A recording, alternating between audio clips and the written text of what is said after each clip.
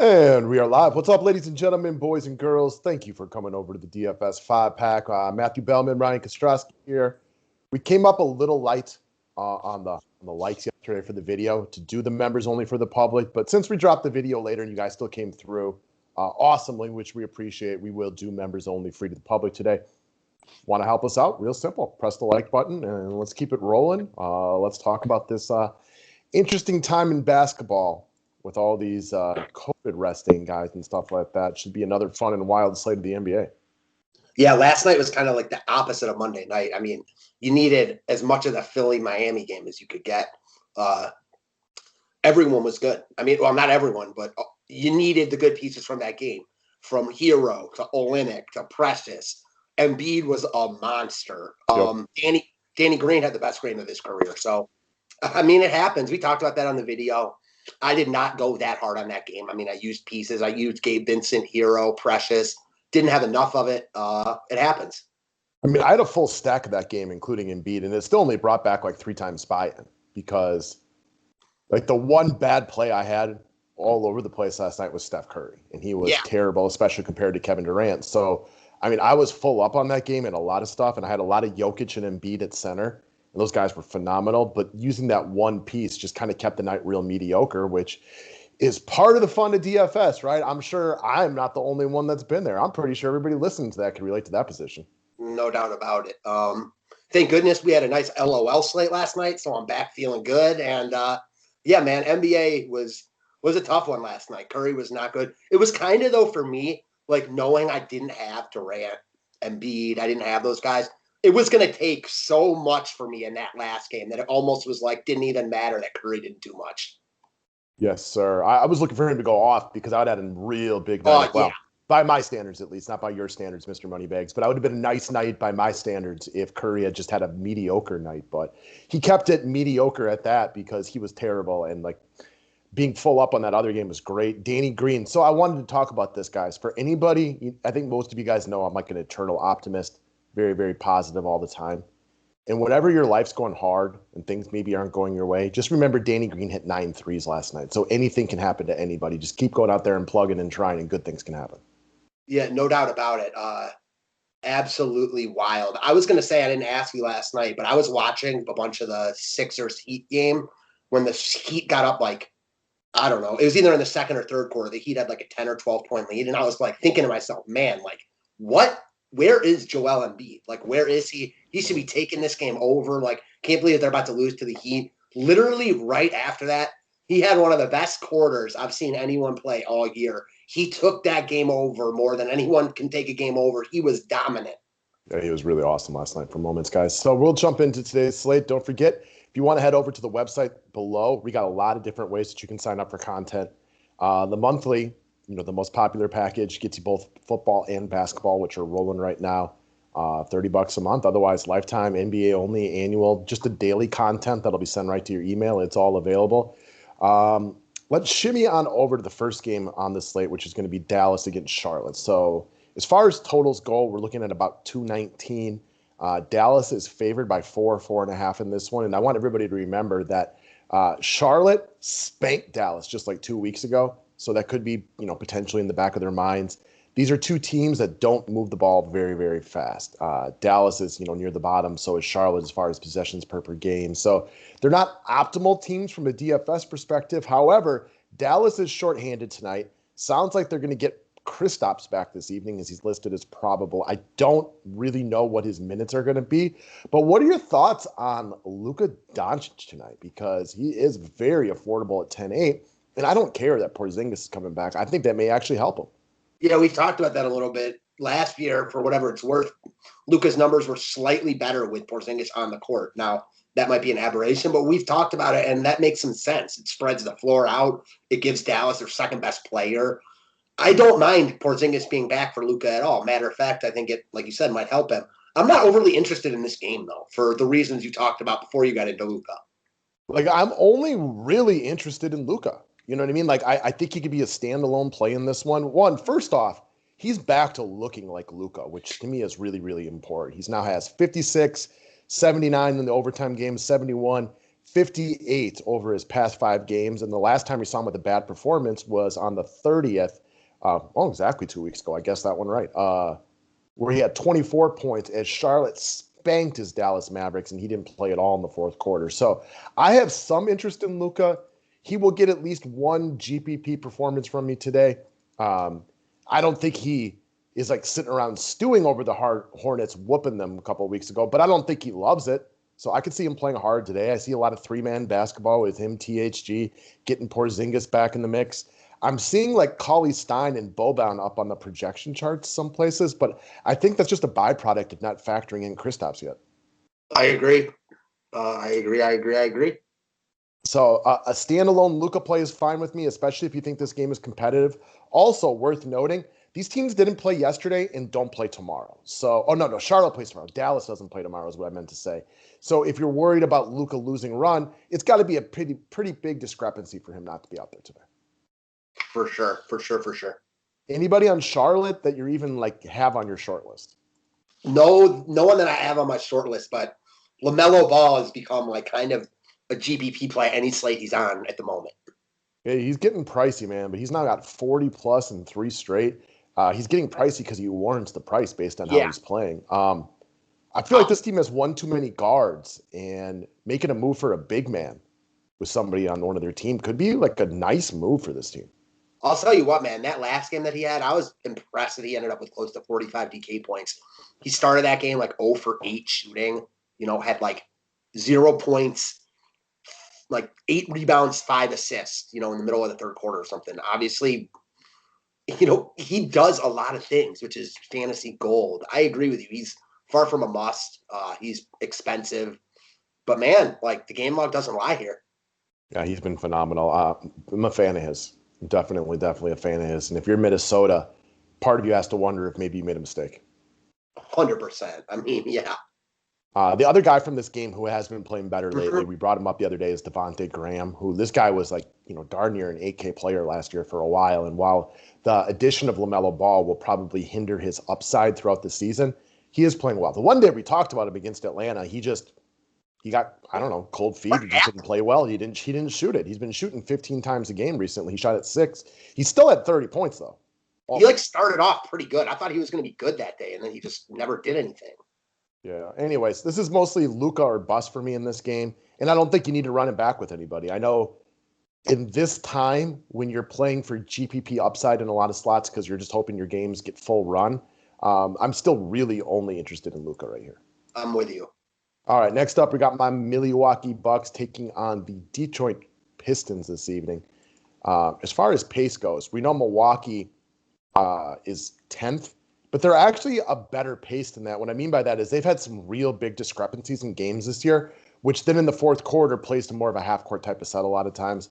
Detroit's also right there next to them at 11, so there's a decent pace implied here, but it doesn't really play out in the total of this game as it's only projected to be at about a 226, which isn't low, but it's low by compared to like a couple of the last games, for example, like Portland, Sacramento. Yeah, agreed. I mean, I like the Portland-Sacramento game a lot more. I feel similar about Giannis as I do Luka, except I like Luka more. Milwaukee, I like Luka much more. I really am only going to be looking at Giannis in like a competitive game with another star that I think can like play with Giannis. Like, not only does he lose run, blowouts, but they don't need him to do everything. Like, he's been good, and he's had games where he's been real good, but he's barely had any games where you're like, you have to have him, And his bad games are bad. I mean, yeah. Like, it goes to what you talked about. He's not as needed on this team. He hasn't even had double-digit rebounds recently. They are deeper with the additions of Bobby Portis and a couple. Well, maybe deeper is not the right word, but they got guys who can really help shoulder the load. It really looks to me like they're trying to get Bobby Portis acclimated to this team as a big part. So he's seeing really good run. He's damn near 6K right now. He's a good rebounder that can eat into him. Bobby Portis is a better rebounder than Brook Lopez. Brook Lopez is the king of the box out, which is one of the reasons Giannis gets a lot of rebounds typically. So I'm with you. I really just don't have that much interest in Giannis because this game also has major blowout issues, right? Like Detroit fights, and I want to give them credit for playing hard, but if Milwaukee hits their threes, this one could be over in the second quarter. Agreed. I mean, we've seen this game play out twice in the past week. I'm not interested in this game, really. There's definitely better games on this slate.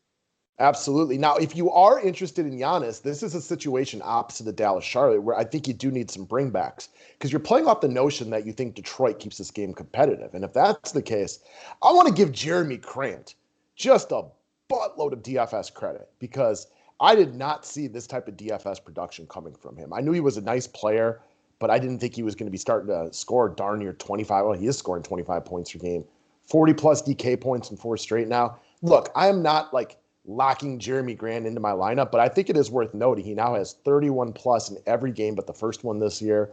And if you're playing this game to be competitive, I mean, give me like a Jeremy Grant and a Derrick Rose, who's really, really cheap. Had a good game against Milwaukee the other day when he busted out for 41 points. So if you're playing this game to be competitive, it's probably these two dudes keeping it close. Yeah, I mean, it's not for me, but I agree wholeheartedly. It's also not for me. So I'm not going there. And I think you could take a run with a Bobby Portis if you think the game's blowout-y, but he's pricey now and not nearly as desirable. I'll probably completely skip this game in a main lineup and at most have minor exposure. Same. I'll take it a step further. Like, I completely agree with you. If you think this game is close, Giannis and Grant and Rose, guys you can be looking at. But even if this game is close, it's no guarantee that, like, Giannis is like a must or anything like that here. Milwaukee's deep. They're better than they were last year. I don't necessarily think it's going to be close. And even if it is, I think it's probably an ugliest game. There's just other plays like on this slate more. Giannis is a guy that, again, he walks into DFS points faster than anyone. So if you like him, do your thing. Just not for me today. All right, guys. So next up, we're going to move over to Brooklyn against New York. Brooklyn played a really good third quarter last night, and Kevin Durant was fantastic. Karis LeVert almost didn't come back in the third quarter because what they had going out there was playing really, really well. So if you're looking for a reason to play LeVert tonight, there you go. He's not my guy. I'm just saying if you're looking for a reason of him. Durant said he's going to play today. So barring anything changing out of that, I'll take the guy at his word and assume he's in for this game. Yeah, for sure. I mean, I think he's definitely in play here too. I don't like that he's played a back-to-back last night, but I would play I would play Durant and Randall way faster than I'd pay Giannis and Grant. And I agree. listen, Durant and Randall are more expensive, but not like that much more because Giannis is the most out of all of them. Well, and also another thing is just the minutes, right? Like Randall will play monster minutes. Durant seems to be playing monster minutes. I'm not locking in Durant right here necessarily just because he was awesome last night, but I've played him a lot this year. So it would be more of an overall theme that if I were to play him this evening. I am a little worried about the tail end of a back-to-back right here. I also think you get a great effort from New York tonight, which does have me a little bit interested in Julius Randle. After a really nice start to the season, they have now played 3 awful games in a row. I like them to play better tonight. And yeah, I like this game for a competitive game. I like Randall and Durant quite a bit. Yeah, I mean, Randall's cheaper now, too. I mean, he was getting up to 10K. Now he's 9,100. Great call. I just, I respect Coach Thibodeau, and I expect this to be, the day off yesterday. He got in the guy's ears and said, we're going to play harder. We're going to get back to playing defense. I expect at least a double-double from Randall, and I wouldn't be surprised if he possibly enters close to that triple-double category that he's capable of doing. So I am a Randall fan this evening. I like Randall a lot. I like a couple pieces from this game. Obviously, Durant and Randall, my favorites. I also like Jared Allen kind of from the Brooklyn side. I love that they finally decided he's just better than DeAndre Jordan. I probably can't get here at 6,700, but he's just a better player than Jordan. Yeah, and listen, I don't think he's like a priority, but I like this game quite a bit. So not going to, have a problem with a lot of people from this game. I've had some success with RJ Barrett this year. Probably not trying to get here. He is priced a bit. He is capable of hitting some upside on this. He's just not going to get there enough that it's the spot that I want to go after it. So this is another one. Like I can get on board with KD, but I think I'm mostly interested in Julius Randle, and he is shortlisted for me today as far as at least upper tier price money kind of plays. Yeah, same. I like both guys from this game. I slightly prefer Randle. I'm with you. And I don't think anyone else is a must either, for sure. I'm with you. New York didn't play yesterday. They don't play tomorrow. So it's an island game, which to me, if you're looking for a reason to play a Randall over somebody else, like maybe a Karl Anthony Towns, for example, that could be your reason. Definitely. And I guess I'll say this about Durant. Obviously it's a back-to-back. Don't love that. But Brooklyn had been struggling a little bit. So I expect a good game here from both sides. take it for what it's worth. Kyrie is missing in action. We don't know what's going on over there. It's his team. You know what I mean? Rock and roll. They do need some dubs, and it's Kevin Durant. He's fantastic. Mm-hmm. All right.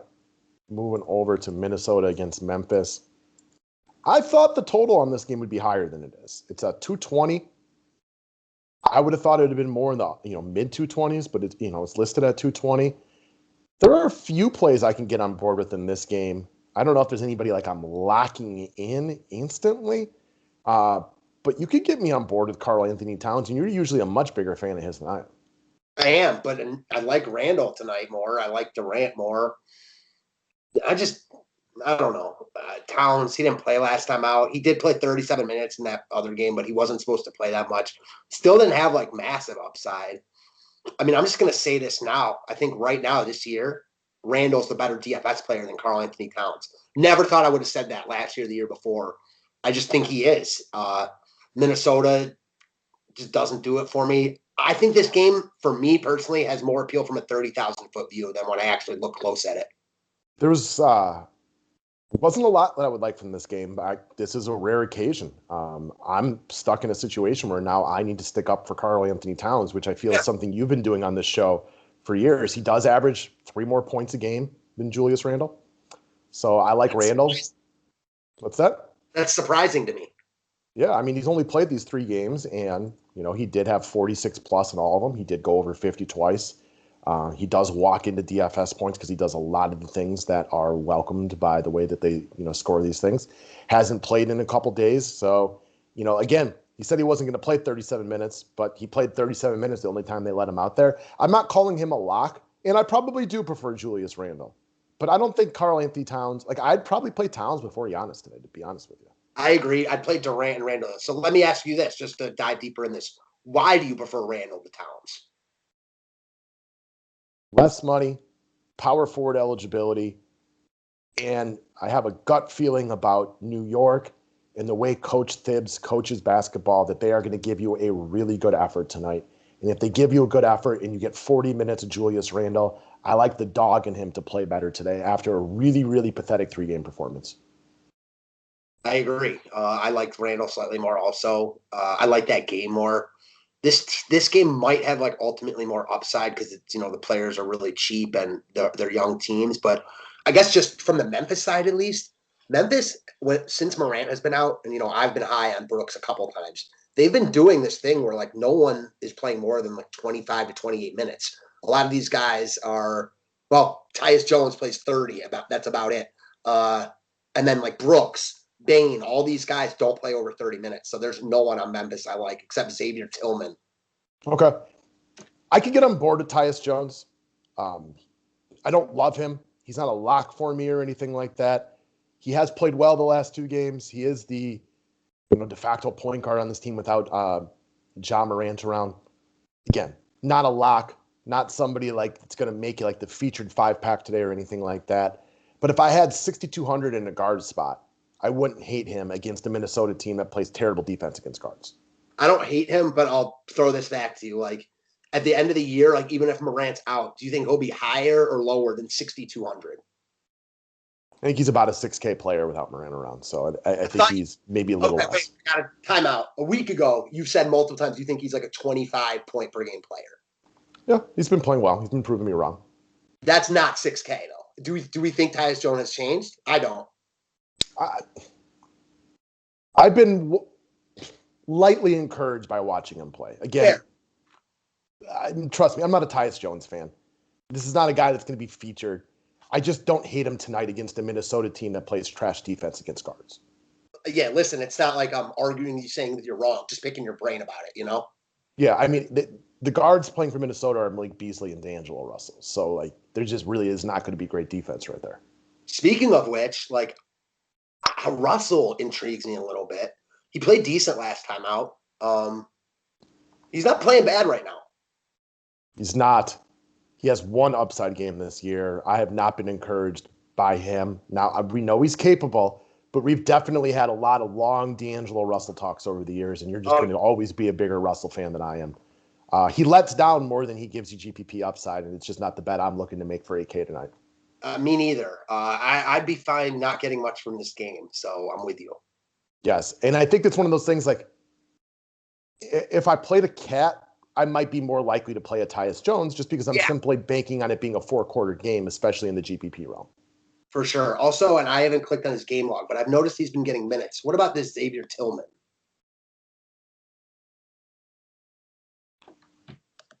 Power forward.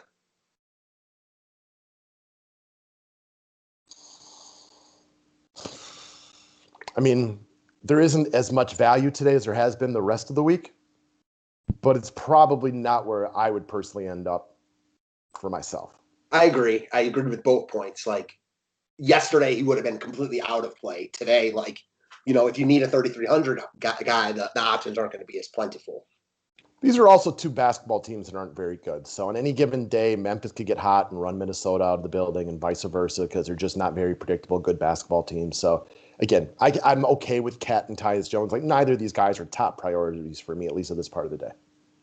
Yeah, for sure. All right, Lakers against OKC. It's another game. Like, I mean, the Lakers have been a black hole all year. You know what I mean? Like they have too many good players for any obvious pecking order outside of LeBron and Anthony Davis, who really haven't been great for most of this year. Davis is down to 9K and barely averages bad cash value on that price tag. He's been questionable all season, tail end of a back-to-back.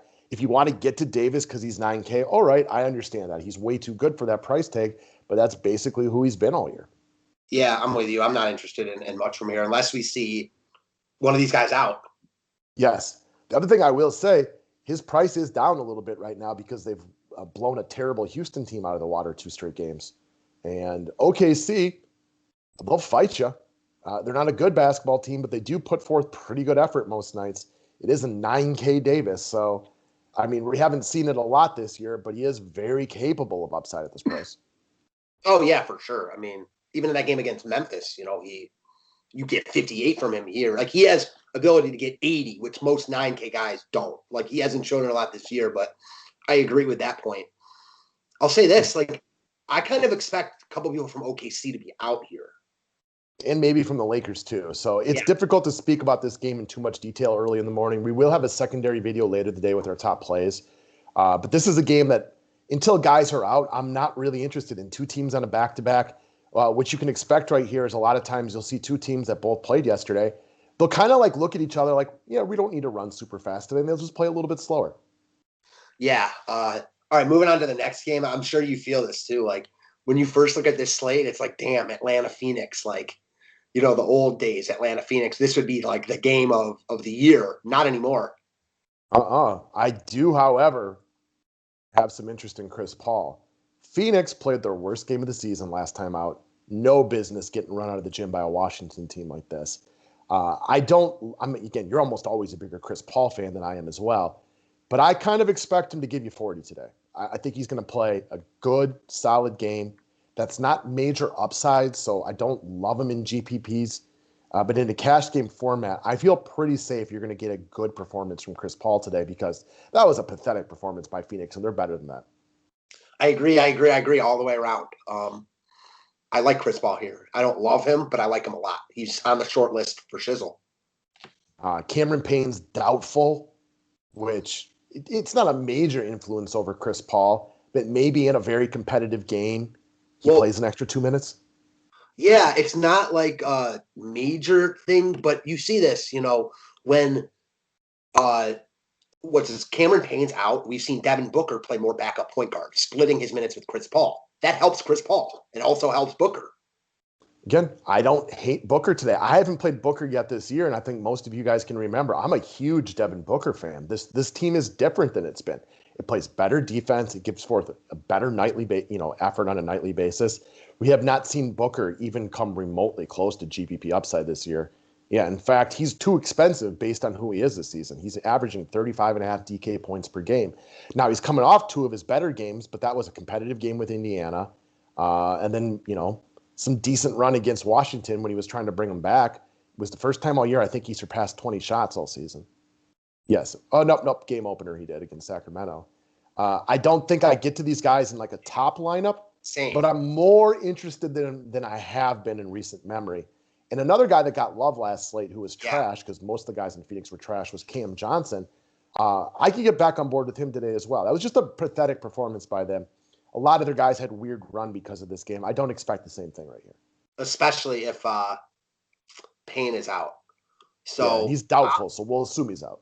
I'm with you, man. Like, I like the pieces from Phoenix more than I've liked them, but I don't think I like them, where I'm going to be locking them in.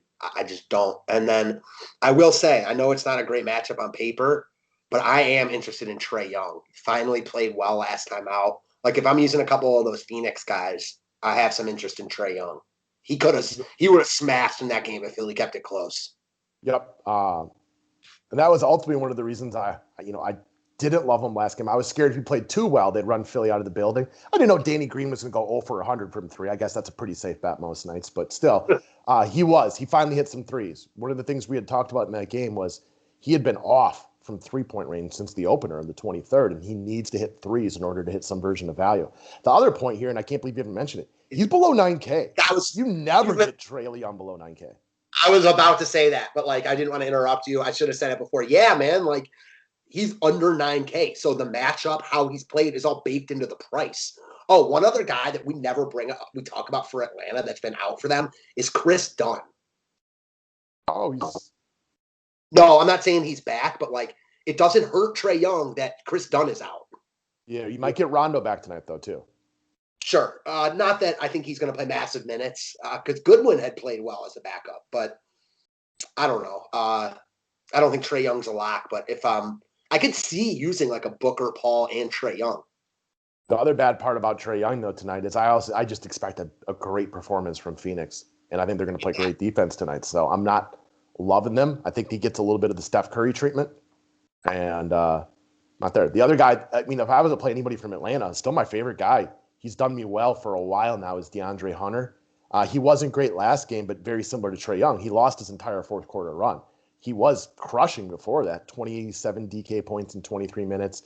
He just has a solid role for this team, and he's just a young, emerging good player. Again, not a lock because I don't love the matchup with Phoenix tonight, but if I were to go harder on this game, Hunter would be one of the first pieces I would lock in from Atlanta.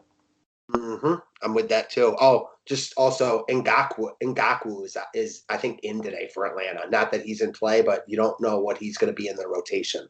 Yeah, and Capella's questionable right now, but that about does it for this game. Well, if Capella ends up missing, I think Collins would become in play if he's playing center, especially. Definitely. Okay. New Orleans against the Clippers. Yeah.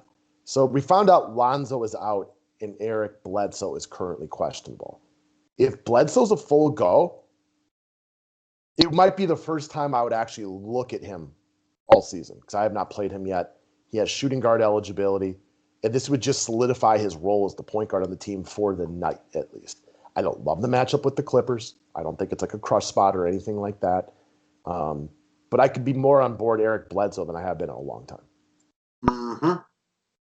I see Alexander Walker decently up there on some projection charts. Hey, if Eric Bledsoe plays, I'm really not that interested.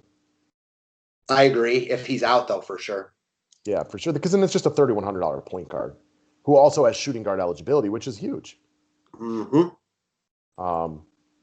The other thing that can happen here without Lonzo is Brandon Ingram runs the offense a lot more than normal. So, I'm a huge Brandon Ingram fan.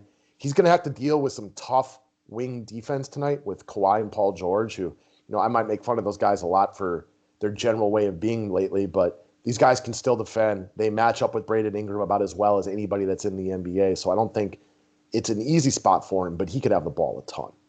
Yeah, for sure. Definitely someone to at least think about, especially if Bledsoe's out. Other than that, though, this is not a game that I'm dying to load up on. Not even close with you. New Orleans is slow. Clippers, where am I? Clippers are really slow. This is just a bad pace game. I don't know. There isn't much here for me, really. It's mostly an ignore game, especially because say it again. I love the last game, which seems to be a theme of a lot of games this year. Yeah, I love the last game too. It's my favorite game of the night by a good amount. I like Durant and KD, and I can see myself like playing those two and then a bunch of pieces from the last game. Yeah, so Portland, Sacramento has got a 236 projected total. Portland rolled on Sacramento the other day. Sacramento won last time out, so I think that's good for him. I kind of expect this game to be more competitive. Vegas thinks this game will be competitive. It's the highest total on the slate projected for games for points scored by 6, which is take that back. 9, which is a good amount because it's got the highest upside as far as that is concerned. We got Portland and Sacramento both in the top 10 for possessions per game because they both move really, really fast. Sacramento played a lot better defensively last time out. They really, really did. They still gave up 122 points. So that's them playing better defensively. Yeah, I mean, I like this game a lot. I think the biggest questions for me is like who to go to on the Portland side right now. So let's start the center position and work our way back today. So the big question mark in the room is you got both starting centers listed as questionable. Holmes is probable, and he played through it last time out and played well, so he's going to play, in my opinion. Nurkic seems to be truly questionable. Yeah, I mean, he didn't play after like 4 or 8 minutes or something in that last game. I think you can take a look at Canner no matter what.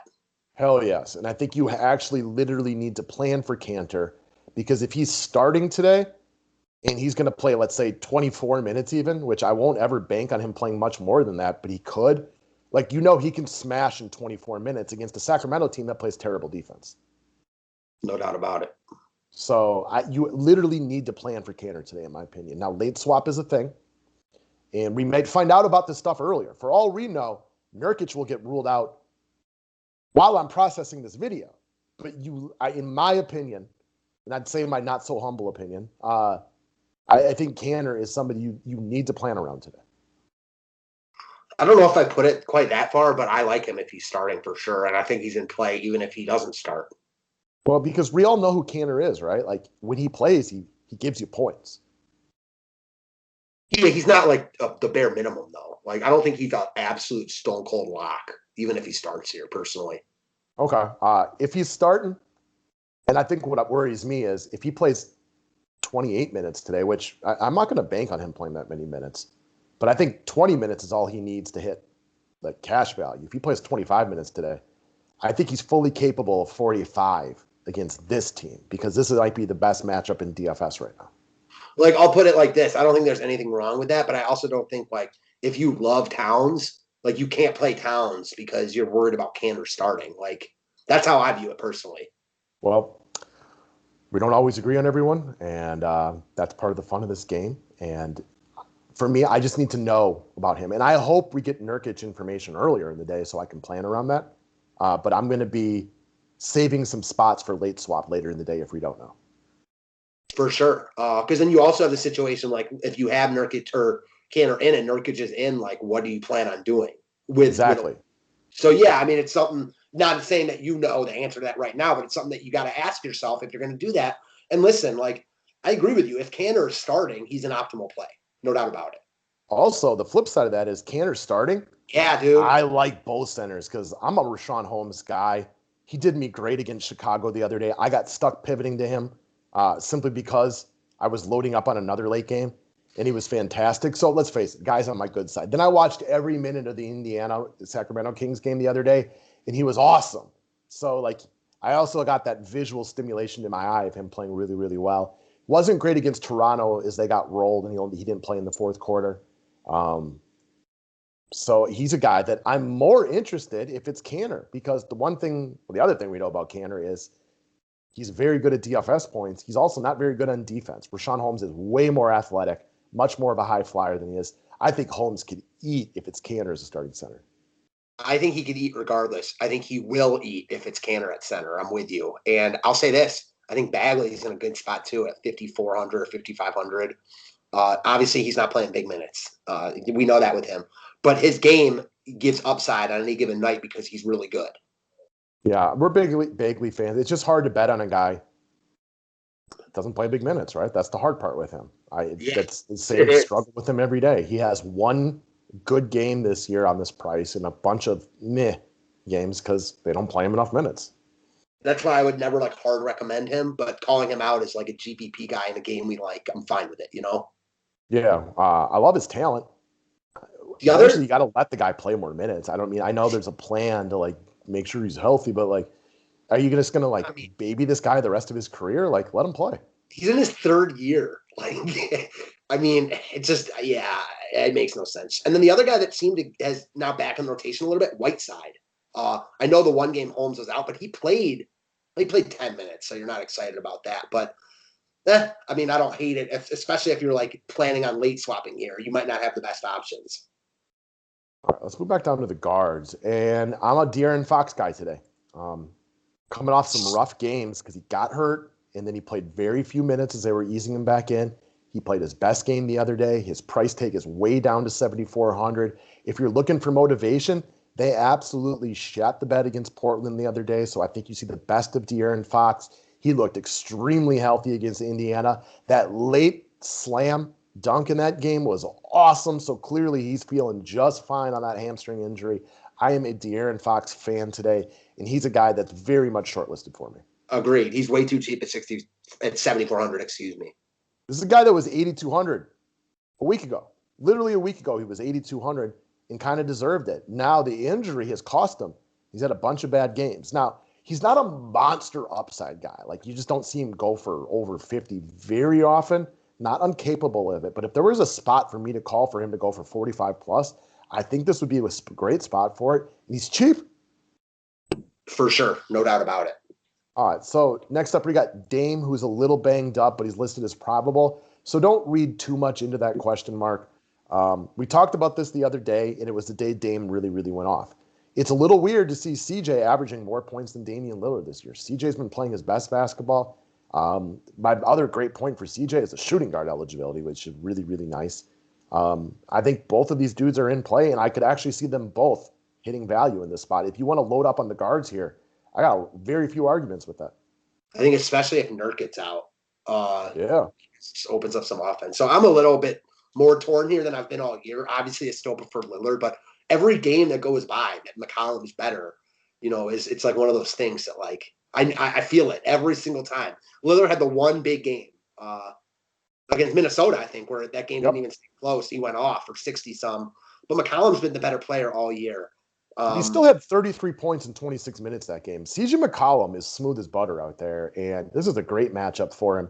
He is wildly on my short list. He dropped 52 against Sacramento in 29 minutes the other day. He's been on fire from three all year, and I cannot understate it enough. The shooting guard eligibility is massive, especially if you want to play De'Aaron Fox. For sure. No doubt about that. Good call. Good call. And Chris Paul. Yeah.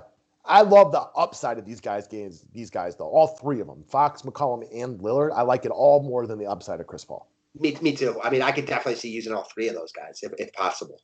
The guy I won't get to, but very much like Trae Young, Buddy Hield found his stroke the other day. He still wasn't great, but he's now been decent 2 of the last 3 games.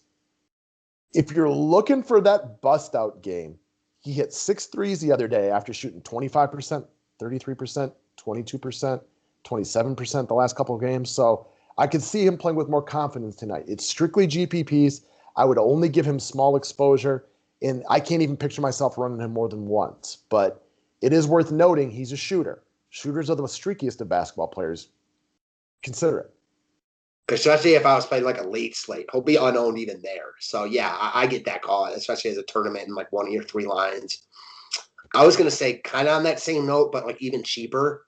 Guy who balled last time out with Nurkic out, Melo.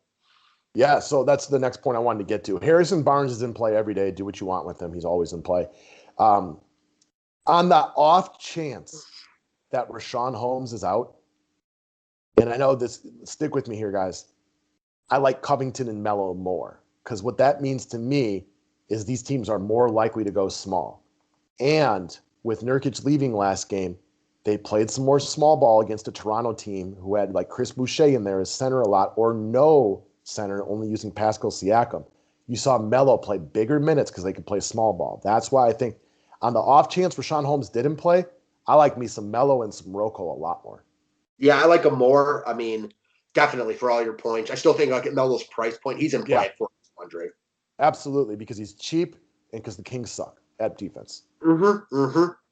And again, he hasn't been great a lot this year up until last game, but if you're like taking a chance for his GPP upside right here, he's always gives you at least 14 points. He's dirt cheap at 4,200. I'm interested in him. And Rocco, who's been playing better and we know is a good player who's still finding his way. He has 25 plus at 3 or 4. They rolled in a bunch of these games. And very similar, if Nurkic is out tonight, like as much as I like Cantor's not going to play 36 minutes. So they're going to play some small ball when Mahomes is out of the game. For sure, no doubt about it. So this game is a game stackable game. And what I mean by that is, especially as things stand right now, with none of these teams being stricken by COVID, like you could get me on a Fox, McCollum, Harrison Barnes, Mello, Cantor, Holmes, like something like this. Or if you want to make a couple changes and get Rocco in there, hell, you could add him to this one. If you want to find a way to get Dame in there, do your thing. He doesn't quite fit this build. Buddy Hield. If I were to game stack a game, and even though it's the obvious one on paper, it's the late game, so it always goes a little lower owned than it should. This would be my Huckleberry right here. Oh, same. Not even a question for me. I mean, I like Durant and Randall. Those are two guys I want. So not sure how hard I'll go on this, but there will be a game stack of this game in my lines, no doubt. Yeah, I mean, I'll take Harrison Barnes out of here too. Like you can run with this. And like I'm fine with Randall as a standalone. I'm fine with Luka as a standalone. You can get Randall into this one.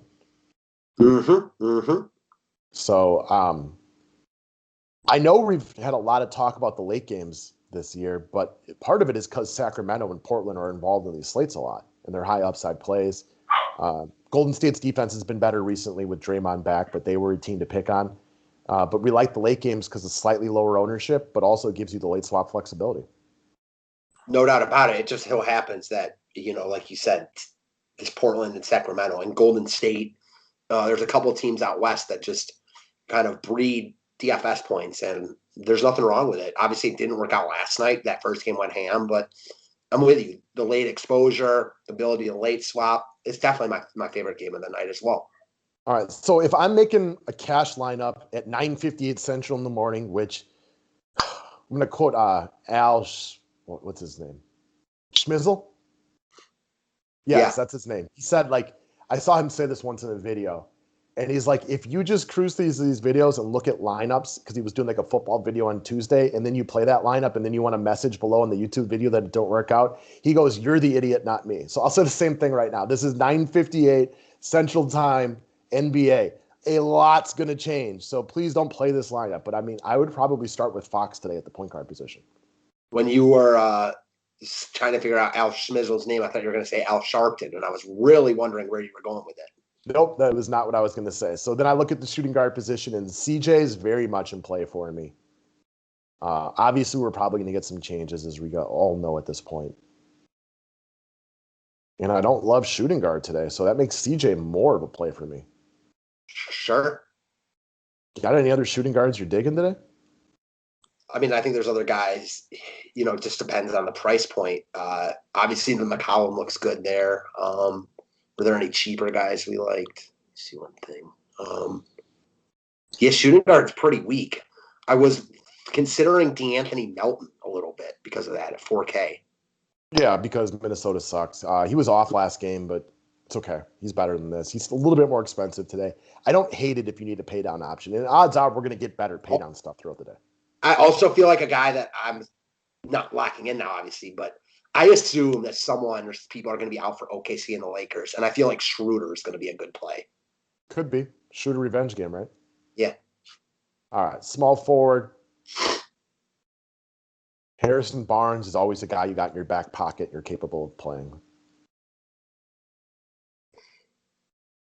I was going to say Jay Crowder. If you're looking for some exposure from this game, we didn't even mention him. I don't hate him to give you a good effort today. More of a GPP guy than anything, but just wanted to throw him out there as well. Cam Johnson, maybe. He's cheap. Horton Tucker, if LA is shorthanded today. Mm-hmm. So watch for that one as well, because I could definitely see them sitting some guys. It's another one, small forward, which is not unusual, is a little bit weaker today as well. Yeah, no doubt. All right, so I'm going to go with Cam Johnson right here and know that that's definitely open for debate. I'm going to lock in Canner, the center position right now, and anticipate Nurkic as being out, but know that if Nurkic plays, I'm less interested. But to quote you, he's still in play. He's still averaging cash value on 4,800. No doubt about it. All right, so power forward, we got Durant, we got Randall. This is a deeper position today. Potentially John Collins, Harrison Barnes, Hunter, Kuzma. Some of these guys are out. AD, as we skipped right over him. But let's go with Melo, because I do also need some pay down guys right here. And then I think you got to make a decision right now. Do you want to go even harder on the late game, or do you want to go with a Luka or a Julius Randle? And I like both guys. That's a big decision for me today.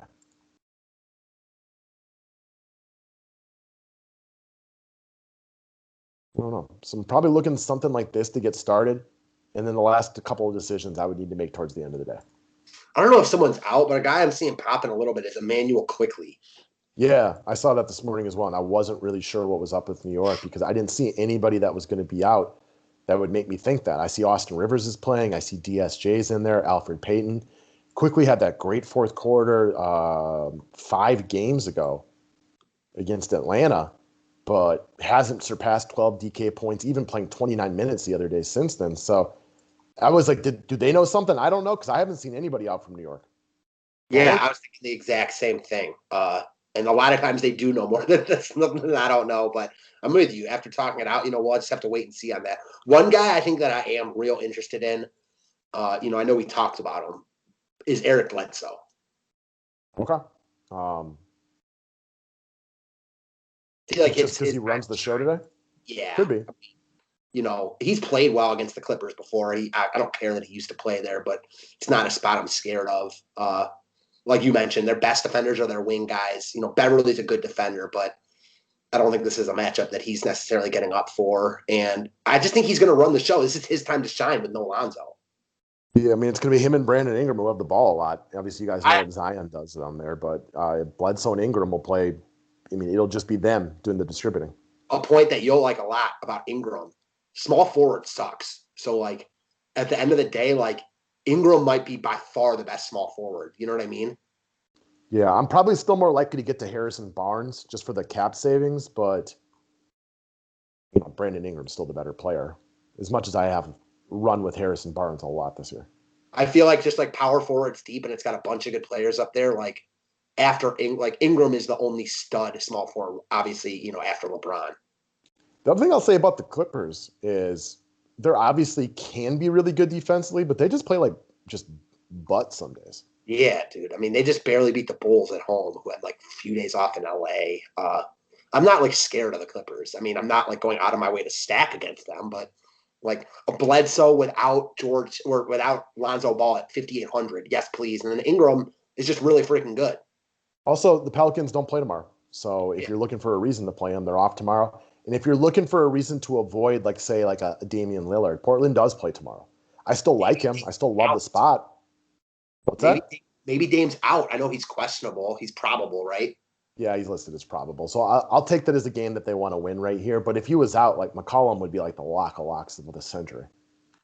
Oh, hell yeah. I mean, then you have guys like Anthony Simons. I mean, all those secondary Portland guys would be in play. But there's no point in even talking about it because he's... Put it this way. If Dame was out, I'd play McCollum. If I played 150 lineups, I'd play McCollum 145 times. I get it. I got no arguments for that at all. So McCollum could smash in 24 minutes right there. So if you were making a core group of guys for GPPs this early in the morning, what would it be?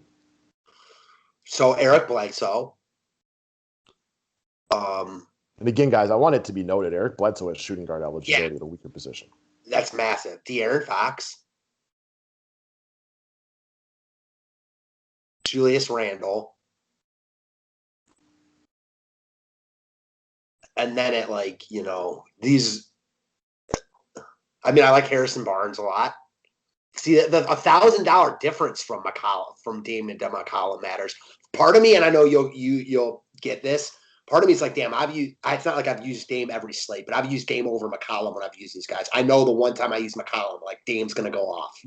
It's just that the mind fuck, right? Definitely. So center. Um, who do we love at center? I can't even.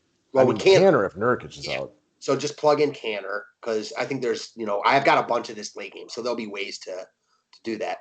The other thing about Canner today is center is not as strong as normal. You know what I mean? Like there's no Joel Embiid, there's no Jokic on this slate.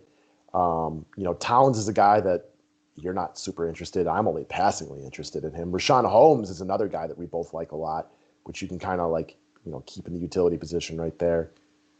Potentially Harrell if like an AD sits. Yeah. I mean, the question here for me, and like I don't have the answer right now, is like whether I want to use like a McCollum or a Dame even, or like, I mean, if I use one of those guys, I got to really spend down or use like 3 mid-tier guys. I think it just depends on what happens later this afternoon. Definitely. So again, guys, it's 10 o'clock in the morning Central. These are the guys I'm looking at right now to answer your question. Yep. We love the late game. If you take anything out of this, we love the late game. And I love Sacramento to play well here. Coming off of a nice win after losing a few straight. They're playing harder defensively. You can tell they're still not good defensively. You can play hard, but you might still just be terrible at it, and they are. They're very capable offensively. I expect Portland and Sacramento to be a good game this time. Same. I will say this, though. One thing, and I know you're obviously a bigger Barnes fan than I am. Not saying it's not worthy. His price is up there now. Yeah, he was in the upper 5s a couple weeks ago, and now he's in the upper 6s. So listen, he's deserved it, but like he's got games where he has around 30 DK points. If he has one of those tonight, it's not going to kill you, but like you're not looking for that at close to 7K. Yeah, I think he's a better cash game play because of his replicability. However, the flip side of that is if there's a spot for upside, it's this game. I agree. And listen, he's played well. He played really well last time out. Like he's in play for me, but if he were like that 5,700, he'd be a lock. Yeah, I agree. He's definitely more of my type of player. He's just played so well recently that you actually like him now. Yeah, exactly. I do think like today, because it's a $1,200 price difference, the question of Bagley or Barnes is a question for me, at least in tournaments. Definitely. So, all right, guys, that's what we got early in the day. We'll drop a favorite picks video later in the day, but we appreciate what you guys do for us. Click the like button. Membership's available through the website. Have a wonderful hump day. Thanks, guys.